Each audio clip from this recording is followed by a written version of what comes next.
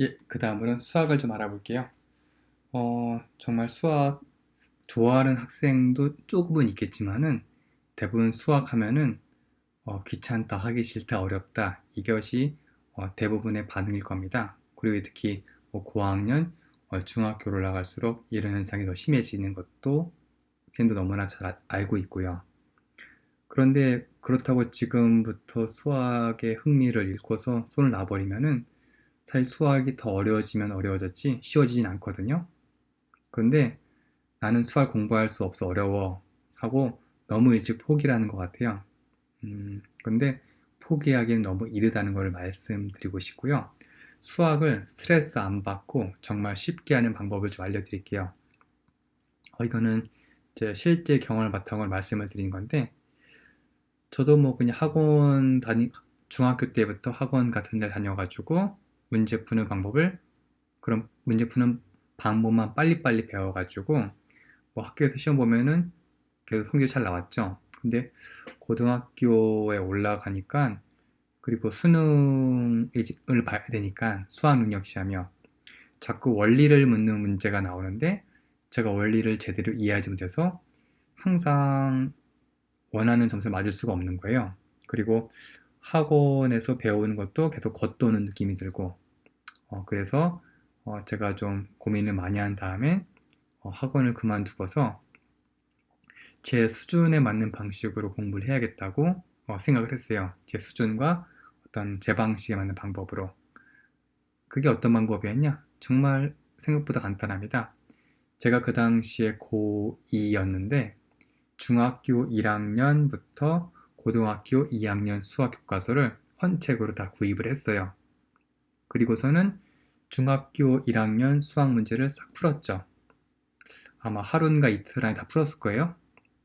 이거는 뭐 제가 공부를 잘해서가 아니라 여러분도 반대로 생각해 보세요. 여러분이 지금 5학년, 6학년인데 초등학교 1학년 또는 2학년 어떤 수학 문제집을 푼다고 생각해 보세요. 여러분이 초등학교 1학년, 2학년 때는 시간이 많이 걸렸겠죠. 어렵기도 하고 틀리기도 하고. 그런데 6학년이 된 지금에서 만약에 초등학교 1학년 수학 문제가 되면 너무나 쉬운 거예요. 아마 거의 다 100점 맞을 겁니다. 그렇죠? 자, 저도 그런 식으로 일단 중학교 1학년 수학 교과서를 싹 다 풀었고 하루 이틀 만에, 그 다음에 중2 교과서는 한 일주일 정도 걸렸던 것 같아요.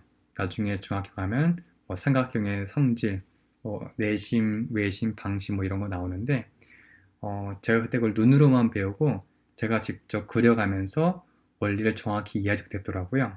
그래서 대부분은 잘 맞았는데 삼각형의 성질에 관련된 부분은 제가 좀 틀린 문제가 있어서 그 부분을 좀 집중적으로 받고 철저하게 공부한 다음에는 당연히 다 맞을 수 있었고요. 그렇게 중학교 2학년 교과서는 일주일 만에 끝냈습니다. 그 다음에 중3 교과서는 한 2주 정도에 걸려 다 풀었던 것 같고요. 그 다음에 고1 교과서, 고1 수학 교과서 또 푸니까 그것도 한 2주 잡고, 그렇게 하니까 사실 여러분들 저를 보더라도 저는 중1부터 고3까지 만약에 복습을 한다면은 어, 뭐 1년, 2년 그런 시간이 걸릴 줄 알았는데 막상 해보니까 엄청나게 복습이 빠른 거예요. 자, 그래서 눈치 빠른 학생은 제가 무슨 말을 하는지 이미 감을 잡았을 건데, 여러분이 지금 뭐 수학을 잘하는 학생이든 못하는 학생 상관없습니다. 어, 여러분들 수준에 맞는 수학, 여러분들 수학 수준이 몇 학년인지 먼저 확인하셔야 돼요. 어떻게 확인할 수 있냐면은 일일 수학이라는 사이트가 있는데, 아니면 다른 문제집 상관없고요. 문제집을 뭐 3학년이든 4학년이든 1학기든 2학기든요. 문제를 풀었는데 대충 눈으로 보지 마세요. 10문제 정도를 단원 평가에 있는 10문제 정도를 답지를 안 보고 손으로 써서 풀었는데 답지를 비교해 보니까는 뭐 다 맞았거나 뭐 정말 실수가 하나 틀렸다. 그러면 여러분은 뭐 그 문제집이 필요 없을 수 있습니다. 그런데 막상 풀었는데 두 문제 이상 틀리는 거예요. 분명히 여러분들은 머리론 이해도 생각하는데 자꾸 틀린 문제 나오는 거죠. 그러면은 여러분은 아직 그 문제집에서 배울 게 많이 있는 거예요. 나중에 좀 더 자세히 말하겠지만 지금은 단순하게 말할게요. 여러분들이 정말로 수학을 풀었을 때 어떤 페이지가 나오든지 간에 정말 다 100점을 맞거나 혹은 한두 개의 실수 정말 틀렸다. 그것이 아니라면 여러분은 그 수학 문제집부터 풀 필요가 있어요. 어떤 사람은 내가 초등학교 6학년임에도 불구하고 초등학교 2학년부터 시작해야 될 수도 있고 어떤 사람은 초등학교 4학년부터 시작해야 될 수도 있고 어떤 사람은 5학년부터 시작해야 될 수도 있어요. 근데 지금 이 이야기를 전 주로 지금 6학년들을 염두에 두고 말하고 있는 거기 때문에 여러분에게 예습을 권하기보다는 초등학교 5학년 수학 문제집 작년에 배웠던 수학 문제집을 구해서 풀길 바래요. 문제가 많다고 좋은 게 아니라 정말로 얇은 문제집이 좋아요. 성취감 느끼기도 좋고. 여러분들 알겠지만 수학은 아는 문제를 안 틀리는 것이 사실 실력이거든요. 근데 만약에 5학년 수학 문제집을 조금 풀어봤는데 틀린 게 너무 많고 풀기가 싫다. 그러면 사실 4학년 2학기 교과서나 문제집도 봐야 돼요. 근데 그걸 봤는데도 여전히 어려운 것 같다. 그러면 4학년 1학기로 좀 내려가고 그렇게 내려가다 보면은 이 부분만큼은 정말 좀 푸는 맛이 있다, 재밌다 그런 부분이 있을 거예요. 바로 그 부분부터 수학을 시작하면 됩니다. 자기가 수학에 좀 많이 뒤처졌다고 생각하는 사람들은 지금 이렇게 휴업 기간을 이용해서 2학년부터든 3학년부터든 4학년부터든 아주 얇은 문제집을 철저하게 풀고 틀린 문제는 꼭 다시 풀어야 돼요. 그렇게